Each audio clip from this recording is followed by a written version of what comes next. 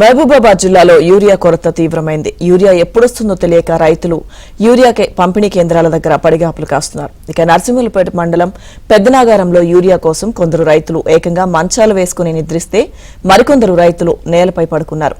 తగినంత యూరియా సరఫరా చేయాలంటూ రైతులు ప్రభుత్వాన్ని వేడుకుంటున్నారు.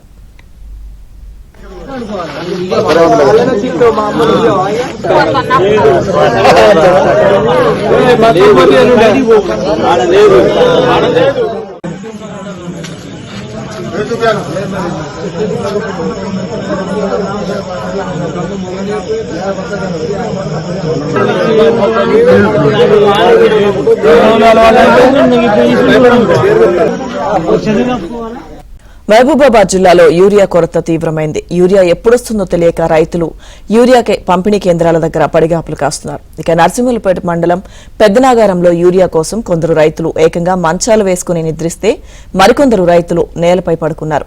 తగినంత యూరియా సరఫరా చేయాలంటూ రైతులు ప్రభుత్వాన్ని వేడుకుంటున్నారు.